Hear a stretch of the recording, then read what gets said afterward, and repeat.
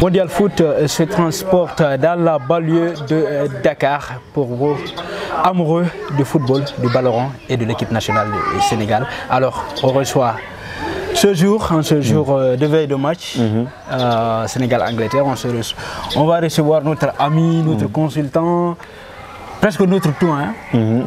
C'est Mohamed Sen Football TV. Sen Football TV. Ouais, encore plaisir pour moi ñu ñëwaat defal beneen émission après ñu def liste probable sénégalais yi apprécier ko xam nga mu nekkoon benn échange man ak yow mu neex ma lool veille de match lañ nekk nag grand rendez-vous 8e de finale coupe du monde donc espérons que ñu wax fi lu xamante ne dina intéresser Sénégal. Inchallah déjà dañuy commencer franchement par d'abord les 20 années. Nous commençons par 20 ans déjà. Nous revoilà encore une fois en 8e de finale d'une Coupe du Monde. C'est extraordinaire. Bon, je ne sais pas, c'est un jeu de mots. 2002, 2020, nous voilà encore avec le même nombre de points. 2002, 4 points en phase de groupe. En même temps, 5 buts marqués et 3 buts encaissés, je crois. Cette année également, la même chose. Bon, beaucoup de signaux qui ont ressemblance, mais cette fois-ci, on a 6 points. Bon, on a battu Équateur et Qatar. Bon, 20 ans après, franchement, genre métier, c'est pour donner le melni, c'est pour donner événement humain. Donc, en 2002, on était des gamins. On a donné que donner mais mais réellement comme ni actuellement. Xam joueurs, xam bambi, xam staff à l'UCC. Franchement, c'est un plaisir. Et c'est par 4 ans, c'est une compétition où l'ol motax ñu bëgg coupe du monde d'ailleurs. Et 20 ans après qui de mieux pour wax né Aliou Cissé mo nekkoon coach bi mo nekkoon autant pour moi capitaine bi xam donc Bruno Metsu xam ñaanal ko yalla yërem xaral ko aljana Pape Bouba Diop et tout donc Aliou Cissé mo nekkoon suñu capitaine cette fois-ci mo nekk suñu coach en 2018 def nañu échec defuñu xam voilà ça montre que xamna né Aliou Cissé progressé na tactiquement parlant et voilà franchement fierté la ñu dund genre rendez-vous yi parce que xam donc genre rendez-vous yi xam kañ lañ ko gëné dund. Je dirais en 2002, France-Sénégal, parce que ça là, waouh, c'est un grand rendez-vous. Une première participation en 2002, et puis voilà, on bat un champion du monde en titre. Et déjà, si je regarde, si on regarde par exemple le nombre de participations, la rationalité, les victoires qu'on a, et le nombre de succès qu'on a durant la compétition. Parce qu'en 2018, je me rappelle très bien de ce match face à la Colombie. Là, j'avais eu cette chance-là d'être là dans le stade et suivre ce match-là. On a vu quand même qu'on a été éliminé à cause des cartons jaunes. Et si je regarde très bien en Afrique, sur le côté africain, on peut dire qu'il y a une équipe, bon, il ne nous dépasse pas parce qu'on a 3 participations de qualification pour les 8e de finale.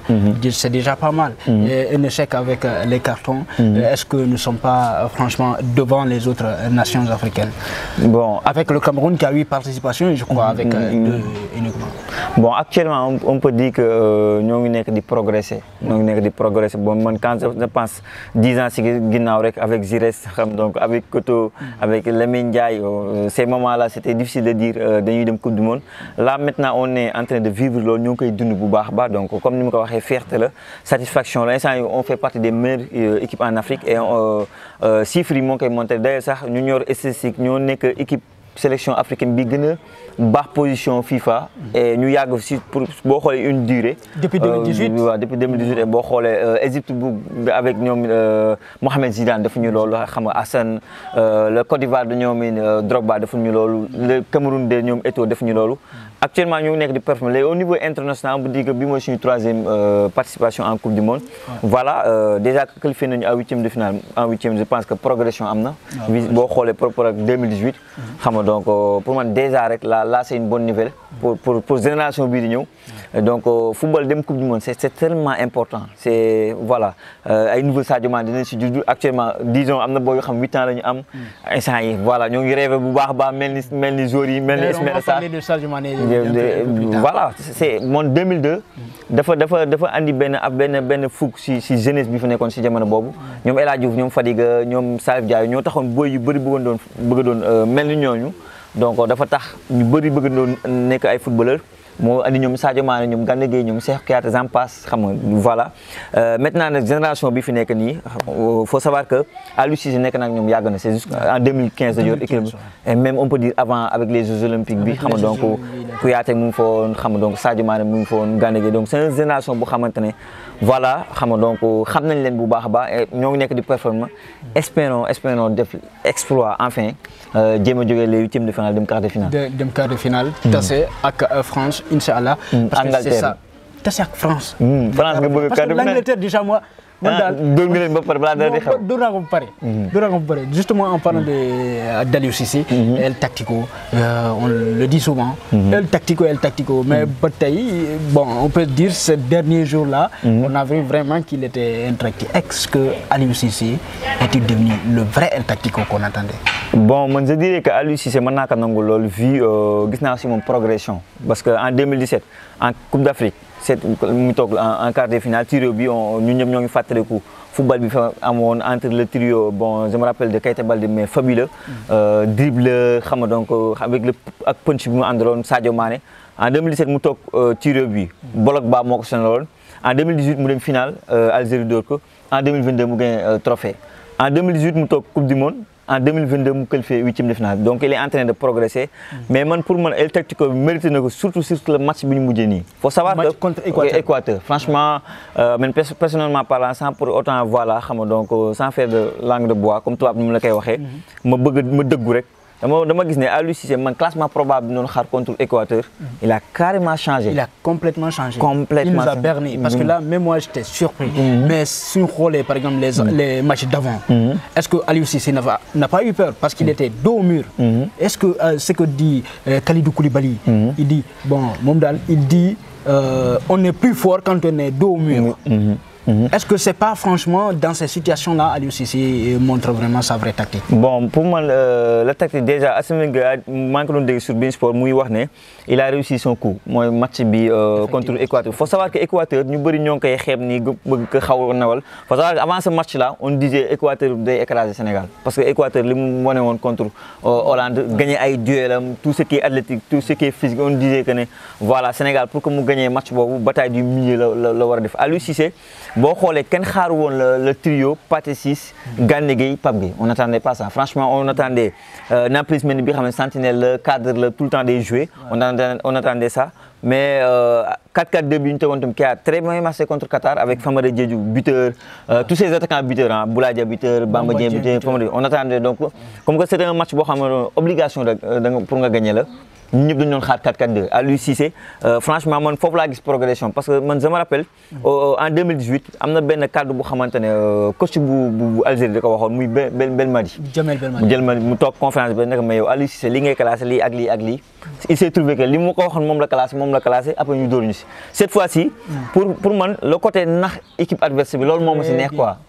équipe adversaire bi ñu doon xaar na kenn xaar woon loolu il travaille peut-être avec man kii Famara Diédhiou lay teg wala Bamba Dieng lay teg au milieu bon je dirais day teg li mu daan teg Nampalys ak Gana Gueye Aliou Cissé nax ko andi benn tactique bu xamante ne xalaatu ko woon andil ko impact physique mooy boo xoolee duel yëpp ñoo ko gagné pourcentage bi je dirais c'est 68% yu xamante ne ñoo gagné suñu bal koy parce que voilà on n'a pas vu Ener Valencia on n'a pas vu on a muselé en fait Valencia carrément on a muselé surtout un joueur qui est du côté de l'Équateur mooy Estupiñán gis naa vraiment Gana Gueye mu topp ko vraiment c'est que mayu ko dara justement là Gana Gueye moi j'ai pas compris son positionnement dans la surface au niveau du milieu de terrain sur le rond central parce que pour moi Gana Gueye n'était pas relayeur il n'était pas récupérateur mais il était là il coulissait tous les ballons bon Gana Gueye il faut savoir que depuis que Thomas Tuchel yor ko Aliou Cissé foofu la commencé amaat pour jox ko nekk da koy def comme le joueur bi xam ne dafa war a def le jeu parce que man je me rappelle posé nañ question Gana Gueye ñu ne ko pourquoi ngay def le jeu mu ne man c'est le coach qui me demande de faire le jeu man peut-être poste bi yéen ma gën a ma xamee mooy sentinelle devant la défense récupérateur parce que en terme boo xoolee Premier League bokkoon na si meilleurs joueurs yi ëpp lu ñuy récupérer man je me rappelle c'était Abdoulaye Doucouré c'était N'Golo Kanté c'était Gana Gueye xam donc avant que Gana Gueye dem Paris Saint-Germain mais avec Thomas Tuchel da ko doon demander de faire le jeu donc boo doon xool au niveau de Paris Saint-Germain c'était plus Verratti bi xamante ne moo doon nekk waa ji xamante ne voilà sentinelle mais le Gana Gueye dañ ko doon yéegal un cran boo xoolee au niveau de l'équipe nationale du Sénégal lii tubaab naan day wax day nekk au four et au moulin dans le jeu et dans la récupération et je pense que loolu wane na ko surtout contre Qatar dafa am benn statistique bu intéressant bu génne concernant Gana Gueye mooy joueur bi ëpp li mu daw ci match bi.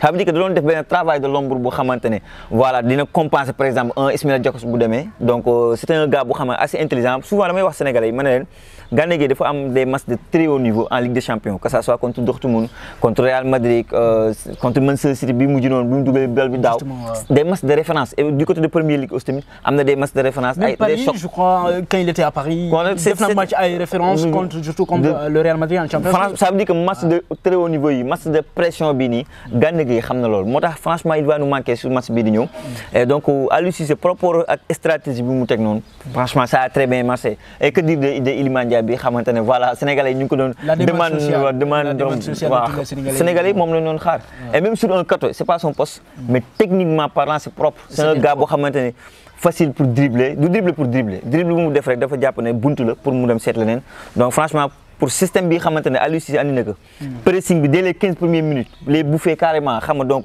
amul sax xalaat sonal ñu paniquer waa Équateur mu franchement rien à dire El Tactico mu ngi koy mérité El Tactico il a mérité vous l'avez compris alors sur autre sujet toujours sur El Tactico Aliou Cissé à qui cette victoire face à l'Équateur cette qualification. Franchement, qui est l'auteur de cette qualification? C'est Aliou Cissé ou les acteurs? Les 11. Bon, difficile de wax ne kii moom lii. Je veux dire que c'est partagé ah ku nekk am nga si la wàll. Parce que man franchement j'attendais Ismaïla Sarr bu xamante day jël enfin ay responsabilités jël na ay responsabilités parce que le fait les 15 premières minutes xawoon na gisuñu woon noonu Ismaïla Sarr Iliman Ndiaye laa doon gën a gis. Mais après mu andi penalty bi. Aussi transformer c'est pas évident tout un pays moo la doon xaar y a pas Sadio Mané voilà fallait prendre ce penalty là le mettre au fond xam donc c'est une responsabilité donc Aliou Cissé a une part parce que le côté tactique le côté dama teg partie si Pape Gueye Idrissa Gana Gueye voilà man xaaruma ko woon et je pense que bëri na ay observateurs chroniqueurs kenn xaaru woon loolu son côté tactique boo xoolee ñëpp ñu ay entraîneurs ay légendes ñoo ko saluer quand on te parle de Arsène Wenger qui te dit que Aliou Cissé a réussi son coup tactiquement parlant voilà victoire bi moom jox na ko daanaka donc c'est Arsène Wenger qui parle. Il n'est même pas d'ailleurs seul bon am na yeneen yu bëri chroniqueurs yu bëri. mais ay Claude Leroy que ce soit les Claude Leroy voilà les autres là les Malick Traoré qui sportent souvent les voix bon am na yu bëri félicité ko d'accord mais franchement on peut dire que franchement si les joueurs aussi également ils donnaient pas assez d'efforts ils faisaient pas de l'effort est-ce que franchement la tactique d'Aliou Cissé allait bon déjà pour xam nga ma ne c'est un peu partagé quoi Aliou Cissé franchement loolu fallait le faire c'était pas évident de battre l'Équateur encore une fois Équateur franchement ñun avant le match on était là voilà xam donc après avoir bi ñu seetaanee match Équateur Hollande compliqué hein Équateur ni mu sonalee woon Hollande fallait faire ça Aliou Cissé a très bien réussi ça donc merci au coach Aliou Cissé maintenant concernant joueurs yi je trouve que dañoo nekk le fait que Sadio Mané nekk fi dafa tax ñu ñeneen dinañ révéler wu quoi dina tax ñeneen jël seen responsabilité Idrissa Gana Gueye va se dire y a plus Sadio Mané donc du côté de milieu de terrain foog ma reyante et que dire notre monsieur propre équipe nationale du Sénégal Kalidou Koulibaly xam bi ñu jox victoire bi xam donc vrai leader franchement di dégager sérénité totale franchement à côté de ça da nga am benn Abdou Diallo bu xamante ne serein donc mën nga jël jour par jour dañu am satisfaction mënoon na kii moo am faiblesse boo waxee Sabaly on te dit mais Sabaly mais waaw Sabaly moo ponkal bi waaw Sabaly man souvent damay wax ne bu fekkee am na benn joueur bu xamante ne mosuma am si moom déception si Sabaly mosuma seetaan match ma ne non mais Sabaly mi tey jii mooy loolu franchement que ça soit à gauche je me rappelle Coupe d'Afrique bi en 2018 mais top à droite franchement voilà rien à dire j'ai bien aimé relation mag kii Iliman Ndiaye parce que avec Krépin Diatta voilà quoi xam nga franchement Krépin moom waaw voilà côté offensif j'ai pas gisuma woon dara donc bu mu ne la Aliou Cissé franchement tactiquement parlant ok rien à dire merci mon coach mais les joueurs franchement solidaires xam nga donc voilà Ismaïla Jakobs qui se révèle franchement man fàtte naa Aliou Cissé bizarrement voilà xam nga donc on a oublié Boulaye Dia Carmi Boulaye Dia c'est un joueur bu xamante ne am na lu xamante ne doo ko reprocher moi j'aime bien ce genre de joueur quoi c'est des joueurs yu xamante ne dañuy daw gauche par droite ils répètent les efforts de gauche à droite parfois sax loolu moo leen di manqué du ñu am lucidité devant les buts pour marquer. Il me rappelle un peu Cavani au temps Paris Saint-Germain day daw à gauche à droite ah xam nga dañ koy defal benn profondeur mu jàkkaarloo camp mais du am lucidité tey bi dal bi parce que da doon daw fu nekk di jàppale ay coéquipiers moo tax boo xoolee Aliou Cissé du ko génne c'est un joueur bu xamante ne rien à dire donc l'équipe que ça soit le gardien de but la défense le milieu de terrain l'attaque que dire franchement rien à dire à part le deuxième mi-temps bi moom c'était un peu compliqué on a laissé le ballon à l'équateur mais bon comme football ni nga koy gisee y a temps fort temps faible c'est normal. Savoir gérer les temps faibles dans ce genre de compétition franchement c'est important mais alors la question se pose est-ce que l'absence de Sadio Mané ne motive pas les autres à aller de l'avant, ça c'est déjà sûr. Mais est-ce qu'on ne va pas se poser la question de savoir est-ce qu'on peut oublier le grand Sadio Mané à cet instant en équipe nationale Sénégal? Bon, le Mounenko qui est à l'instant T où je vous parle. Difficile de faire Sadio Mané quoi. Moi franchement, Sadio Mané bu fi nekkoon dina gën a ambitieux. Par exemple Sadio Mané bu fi nekkoon dama naan non Angleterre dañ koy dóor. sans voilà xam nga donc argument yi may wax nii day changé. le fait que bon t'as le deuxième jour qui dàq fa ci monde bi on parle de Ballon d'Or. deuxième euro franchement on parle d'un gars boo xamante ne dafa toj Liverpool jël fa Ligue des Champions meilleur buteur on parle d'un gars boo xamante ne moo ngi nekkoon di commencer performer du côté de Bayern Munich. que ça soit en Ligue des Champions que ça soit Bundesliga. franchement mënoo toog doo xalaat surtout rendez-vous bu ñu am ni contre Angleterre. mu xam anglais bu baax mu leer na leen Sadio Mané bu fu nekkoon ki nekk si kanamam du ko xool. ko xam ne daa mel ni suñu équipe bi c'est que tout est anglais. soo xoolee Ismaïla Sarr war foo la nekk. Edouard Mendy Chelsea. Koulibaly Chelsea. mais Cheikhou Kouyaté Nottingham. Gana Gueye Everton. franchement c'est Iliman Ndiaye. am na équipe bi ñu am moo xam naa équipe vraiment anglaise la ñu yor. mais franchement si on peut se dire au niveau de cette compétition. est-ce que franchement les gens. ou alors vous n'allez pas oublier Sadio Mané durant cette compétition ça vous fait pas oublier Sadio Mané un peu? Bon par exemple Ismaël Jakobs personnellement parlant m'a fait oublier Saliou Ciss mais quand je vois parfois yenn action yi. dans ma tête tout de suite je me dis mais oh Sadio Mané bu fu nekkoon xam nga donc. voilà quoi xam nga Ismaël Jakobs du ma ko seetaan ba ne mais non lu tax Saliou Ciss ñëwul mais bu ma seetaanee match bi nii ma gis yenn action bi c'est que un joueur de classe mondiale comme Sadio Mané non franchement. Ismaïla Sarr wala Krépin. ba pare Sadio Mané dafa nekk si digg dooleem maanaam actuellement t'as le meilleur Sadio Mané dans 4 ans est-ce que bu amaat coupe du monde bi di ñëw tuuraat sa Sadio Mané c'est pas sûr. certainement. c'est normal t'as un jour bu xamante ne c'est normal que en tant que téléspectateur nga toog sa télé toog sa canapé nga gis yenn action yi tu te dis que mooy Sadio Mané bu fi nekkoon maintenant nag voilà bon comme compétition bi dem ba tollu 8e de finale personnellement parlant je fais confiance à Aliou Cissé tout d'abord mais à surtout Ismaïla Sarr parce que Ismaïla Sarr commence na jël ay responsabilités mais c'est à lui. d'ailleurs anglais yi dañu ñëw benn kii The Sun génn na que The Atlantic de seen i taskatu xibaar yi nekk foofu noonu du côté de Angleterre dañu ne bu fekkee am na benn joueur bu leen mën a rey c'est Ismaïla Sarr. c'est Ismaïla Sarr donc il me fait pas oublier Sadio Mané mais c'est un joueur bu xamante ne am naa ci moom yaakaar. parce que am na carrière parce qu'il a joué à 2 coupes du monde. deux coupes du monde 3 coupes d'Afrique. 3 coupes d'Afrique. t'es un joueur bu xamante ne joué nga du côté de Premier League def ay performances ay matchs de référence face à Liverpool. t'es un joueur bu xamante ne lii joueur professionnel soxla dëgg wala joueur de très haut niveau bi mu soxla dëgg.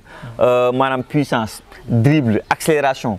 mais c'est Ismaïla Sarr c'est un gars boo xamante ne souvent damay wax ne équipe nationale du Sénégal penalty yi jël leen ko bal arrêté jël leen ko souvent c'est Ismaïla Sarr donc bu fekkee am na ku moom mën a fàttali un peu Sadio Mané c'est Ismaïla Sarr et que de suñu magicien bi le pied en or de Ismaïla Sarr de Iliman Ndiaye.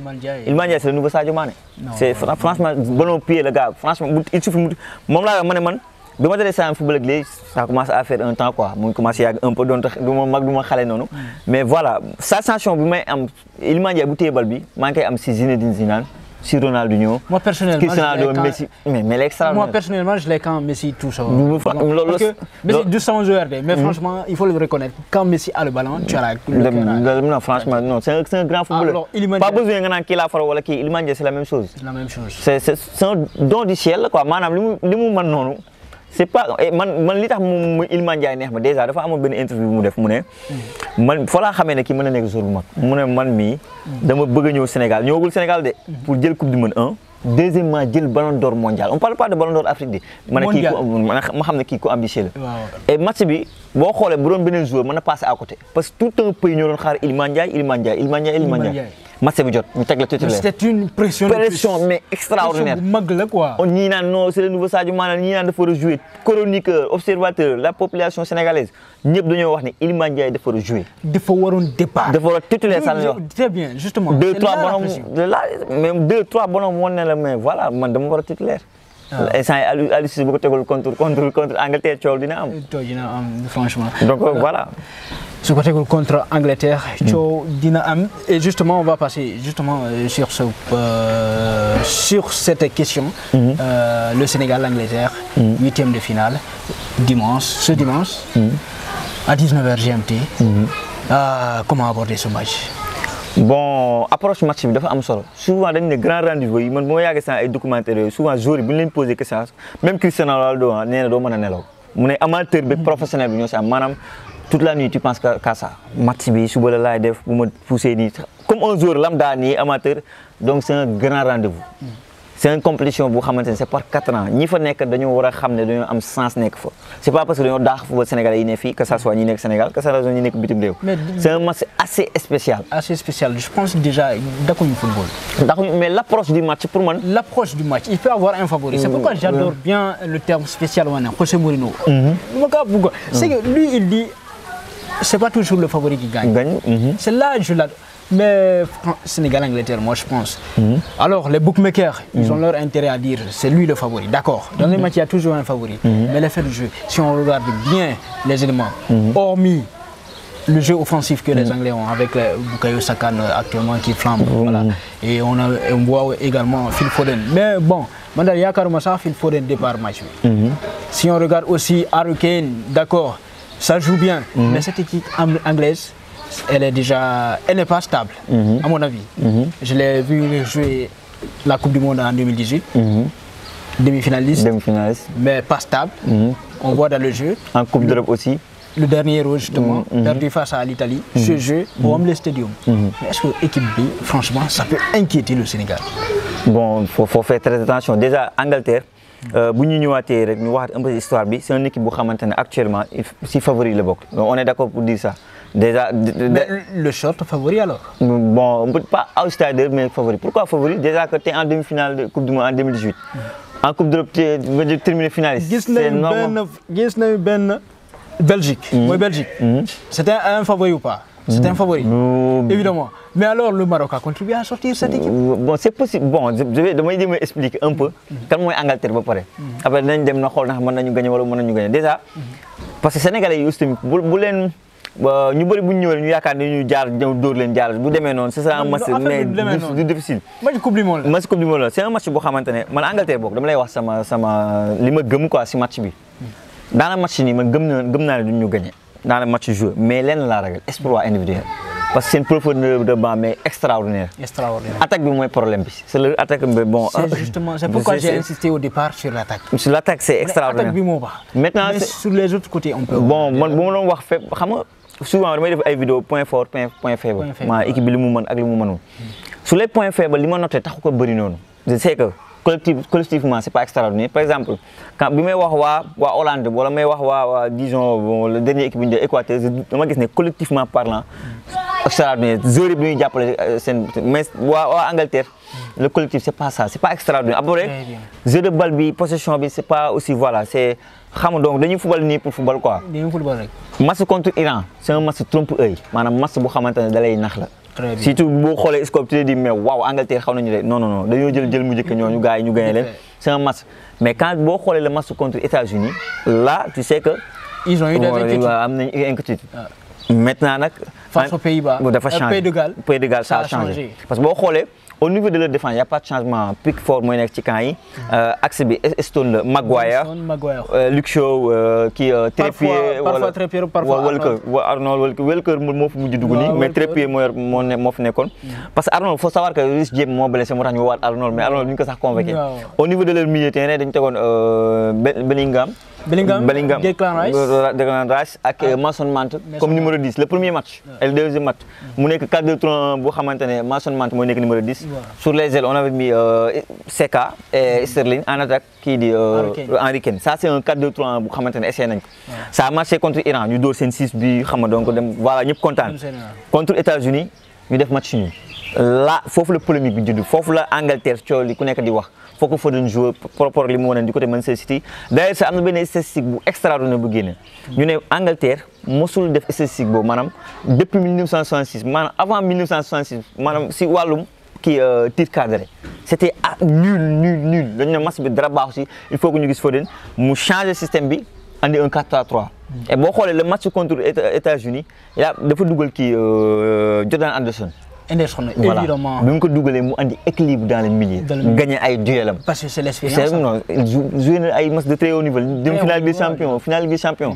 Des matchs chocs du côté de Premier League. Donc voilà, c'est un joueur bu xamante ne man je trouve que dafa andi équilibre si boo xoolee dernier match bi dafa andi équilibre seen match contre Pays de Galles. Avec Bellingham bi xamante ne fougue jeunesse bi qui fait box Reece James comme un sentinelle qui récupère beaucoup de ballons et voilà donc am nañu benn équipe boo xamante ne pour man. Si c'est un 4-2-3-1, ça peut être très intéressant pour nous. Parce que nous avons 4 éléments offensifs. Si c'est un 4-3-3, la bataille du milieu est amna. Bon, bah, Sénégal, c'est un 3 milieux de terrain. Nous sommes 3 milieux de terrain. Il faut que nous gagnions. Mais il y a moyen de les gagner. Parce que moi, contre les États-Unis, je trouve que Reece James, l'autre là, qui n'est qu'au West Ham, Declan Rice, gis naa mu am ay problème à chaque fois que ñu pressing que voilà day am problème parce que moom laa lay wax seen trio bi c'est pas assez collectif. Je pense que Declan Rice on a une solution. On a gis nga Pape Matar Sarr. Solution là pour moom. Pourtant j'ai dit là mais pour moi. Il y a longtemps je réfléchis. Le parfait remplaçant mooy solution vraiment Pape Matar Sarr. T'as bien vu parce que moom laa def dama def d'ailleurs benn vidéo mo wax. Kan moo war a remplacer Idrissa Gana Gueye parce que Gana Gueye bu fu ne mais voilà c'était le gars bi nga xam ne day empêcher kooku mu jouer c'était lui franchement et même Cheikh Kouyaté parce que Cheikh Kouyaté je vois que def na ko contre Hollande moo muselé carrément De Jong moo tax De Jong da ko gañ mu génn mais on a soit Gana Gueye ou Cheikh Kouyaté maintenant nag Aliou Cissé va-t-il prendre ce risque de lancer enfant Pape Matar Sarr pour moi Pape Matar Sarr c'est le joueur parfait pour remplacer Gana Gueye parce que mën na nekk dans le jeu et même sénégalais yi naan non Pape Matar Sarr dans la récupération du joueur bu récupère non les gars Pape Matar Sarr faut savoir que intersaison bi nii hivernale en termes de physique du côté de Tottenham ñoom sonn ñoom l'autre là Henry Kane bi ñu demee ba sonn c'était le gars bi xamante ne bokk na si top 5 ñi gën a baax physique donc tout ce qui est condition physique tout ce qui est répéter les efforts il peut le faire et ba pare dafa am lu xamante ne Gana Gueye di ko wax dina ñun Pape Matar Sarr la wuteeg ñun ñii ak Cheikh Kouyaté c'est un boy bu xamante ne dafa am audace li muy def du fi am gëm-gëm et dans ce match on a besoin d'un joueur comme ça non seulement sur les balles arrêtées et un gars boo xamante ne mën na nekk le lien entre l'attaque et les milieux donc Pape Matar Sarr c'est le joueur parfait malheureusement Aliou Cissé le connaissant par rapport ak 7 ans yi fi nekk da lay mettre un trio assez défensif entre Nampalys Pape Gueye Pathé Ciss et mon seul problème Pathé Ciss ne peut pas faire li doon Gana Gueye def c'est un 8 c'est un relayeur fa la yem pas box Cheikh Kouyaté c'est un box Gana Gueye peut faire ça Pape Matar il peut faire ça mais Nam ne peut pas le faire Loum ne peut pas malheureusement Aliou Cissé bon espérons des fois bluff comme nous devons passer mais Pape Matar Sarr non peut être un joueur très intéressant Pape Matar Sarr war na départ montrer aux Anglais enfin que man Tottenham may toog banc man jouer Bellingham mi ngeen teg nii daxuma football il a la capacité de faire ça parce que c'est un joueur bu xamante ne voilà am na gëm-gëm ci li muy def et man ak yow ñoo bokk avis pour man le parfait remplaçant de Idrissa Gana Gueye sur ce match c'est Pape Matar Sarr mais je pense que Aliou Cissé moom bon le trio ce sera Pathé Ciss Nampalys Mendy et Pape Gueye je pense que le trio boobu lay teg je pense donc Pape Matar Sarr en cours de jeu peut-être sur le front de l'attaque est-ce qu'on a encore cet espoir de revoir notre Iliman Ndiaye national sur le côté bon Iliman je pense que c'est le même trio je pense que man en l'absence de Pape Matar Sarr ça maa ngi doon xalaat Aliou Cissé pourquoi pas mettre un 4-2-3-1 bu xamante ne tu remets Krépin Diatta sur l'aile tu mets Iliman Ndiaye comme numéro 10. Mais si on regarde les performances de Krépin Diatta. C'est ça qui est le c'est malheureux. Il a déçu. Franchement il a déçu surtout contre Qatar franchement contre Hollande nangul naa ko mu ne non c'est Hollande nangul ça s'est passé mën na nekk mais contre Qatar une équipe assez faible défensivement mënoo dribbler kenn mënoo def benn percussion mënoo bon franchement dama amoon déception par rapport ak Krépin Diatta mais faut voir Aliou Cissé a 3 systèmes 4-2-3-1 4-3-3 4-4-2 mën na la andi benn 4-2-3-1 bu xamante ne man j'aimerais bien voir Iliman Ndiaye électron libre. Très bien. Derrière il peut le faire. ça dépend aussi de classement équipe adverse bi maanaam Angleterre la lañ joué parce que Angleterre dañuy joué le même système en 4-2-3 avec Mason Mount comme électron libre. C'est d'ailleurs le plus récurrent. Le plus souvent loolu la ñuy utiliser. 4-2-3 anglais yi. loolu moom ça change assez rarement. gis nañ ko donc est-ce que suñ ko jàppee vraiment sur ce côté-là. Est-ce qu'on va pas répliquer en 4-4-2 ou en 4-3-3? Bon, le 4-3-3, c'est juste pour gagner la bataille du milieu, je pense. C'est entre Bellingham et bon, mais concernant Aliou Cissé, bon, le 4-3-3, je pense que dans le xel quoi, c'est assez prudent. C'est un système assez prudent parce que c'est un système où demander les ailes doivent travailler, l'attaquant va travailler. Tu as 3 milieux. Franchement, et on sait que notre défense est assez solide, même si, bon, 3 matchs en question de vie, mais si on ne ferme pas le milieu, on risque. Ça peut être hyper difficile pour nos défenseurs. Parce que moi, il faut bailler espace. Et voilà, parce que bon, on attaquer, il y a libérer espace pour Foden, pour Rashford qui est formidable ces derniers temps. Henry Kane a 3 occasions. S'il y en a 2-1, il va le mettre. Non, c'est ça, il est cruel, il est clinique. Donc, il faut voir, parce que si tu attaques, tu as un espace. Maintenant, si tu défends en bloc, tu peux jouer en transition, tu peux jouer en contre avec 2 flèches. Ismaël Sarr. Et Iliman Ndiaye, pour moi, ça commence à être un fond lent. Parce que moi, je pensais qu'il est lent. Mais vu le match contre Équateur et contre Qatar en fin de match, je trouve que c'est un faux lent. C'est un gars qui a maintenant. Voilà, l'action est assez gagnante. 2 touches, 3 touches. Voilà. 2, 3 touches et puis il est dans la surface. Donc, il faut faire. S'il ne fait pas un tir, donc, il faut essayer de déjà coller Maguire qui est en train de faire un très bon Coupe du Monde. James Cosonol, Maguire. Hormis exploiter l'Arabie Saoudite, Japon, Corée, Costa. Personne n'attendait à ça. Maguire mooy surprise. Maguire mu Boulaye faut qu'il colle Maguire, faut que mu sonal ko, faut que mu harceler ko. Fallait bul commencer laisser mu noy. Xam donc Maguire, je pense dans ce match-là, Maguire du jël risque monter comme ça. On peut avoir de l'espoir. Bon. Mais bon, l'ultime dit voilà. Mais si on regarde ça, les Anglais le savent, ils nous suivent. Qui Wahona, Gareth Southgate. Maintenant, il va commencer à suivre l'équipe nationale sénégalaise. Un peu partout. Donc, est-ce que lui, on ne peut pas dire qu'il a déjà choisi son 11 de départ, mais bon, en fait, c'est juste une politique pour faut savoir que Anglais, dès que John Terry, leur ancien joueur là, moi, le Sénégal 1% de sens là pour gagner. C'est ce que entraîneur, le coach, il y a parce que nous contre l'Iran. Et contre l'Iran, par rapport au système de jouer avec le Sénégal, ce n'est pas la même chose. C'est amical, ce n'est pas le même contexte, ce n'est pas le même état d'esprit. Il y a beaucoup de choses. Anglais, nous ne savons pas, nous ne savons pas. Parce que nous ne savons pas, parce que la plupart, comme nous l'avons dit, les joueurs sont forts. Edouard Mendy, Kalidou Koulibaly, Idrissa Gana Gueye, Cheikh Kouyaté, ak ñi nekk championship Seny Toumati Dieng, Iliman Ndiaye. Donc il y a beaucoup de joueurs qui savent ko. Mais man, li dal sama xel moy ñaari Anglais dañu ci xaar. Te buñu ci répondre par exemple mën nañu gagner match bi. Moy intensité ak le physique. Intensité bi xamante dañ koy sur les matchs parce que il faut que ñu Anglais bo bëggé fu ñom lu course ñuy def fokk nga répéter nga and ak ñom. Comme wa américain ñu def. Américain yi dañu andi ben intensité ben pressing bu xamantene voilà mu metti ci anglais yi ba paré techniquement parlant franchement bloqué won nañu fallait que ñu am ben Anderson mu andi ben équilibre mais entre Bellingham on xamuñu ko ay qualité de récupération xamuñu ay qualité physique il est totalement offensif Mason Mount c'est pas un gars bi xamante day récupérer ay ballon c'est pas son qualité première moo tax man pour man le fait de faire un choix soit ce sera qui dit Anderson ou Mason Mount mën déterminer la bataille du milieu kan moo ko war a gagner. Donc à l'issue on a besoin de milieu terrain assez costaud et pour nos latéraux faut que ñu xamante ne ay courses de intensité la ñu xaar parce que il faut se préparer que ça mën na nekk Foden mën na nekk Grealish mën na nekk c'est pas moi pas Seka je pense des titulaires mën na nekk Sterling mën na nekk Foden il me fait peur hein. Foden li ma mais l'extra du côté de Manchester City li dal sama xel c'est Sabaly je pense que Sabaly mën na canaliser mën na ko Foden mais Foden mais c'est pas mal c'est un joueur à surveiller. Il est extraordinaire. C'est un joueur à surveiller. Donc Bukayo Saka tamit Saka aussi c'est pas mal du côté de avec Arsenal et bon franchement ñu jël première ak Arteta donc c'est un joueur à surveiller un produit un petit jeune bu xamantene voilà Aliou maa ngi doon gis Sadio Mané nag man nekk joueur bu sori donc bu xamantene mën nañ ko dégg dans le futur donc c'est des joueurs jeunes hein yu xamantene insouciance totale et que insouciance boobu noonu mën na tax ñu def ay performances mais bu fekkee pression bi parce que instant ñoom ñoo am pression. parce que àddina bi yëpp dañu wax dañu war a dóor ñun on est outsider donc pression bi anglais yi ñoo ko yor. donc faut tout faire pour que les 15 premières minutes on répond présent. Et surtout ne pas encaisser tout. L'approche du match yooyu yëpp dafa important match li si gën a am important souvent dañuy wax ne Ferguson da daan wax ne le match fi mu gën a am important mooy l'approche du match mooy 15 premières minutes.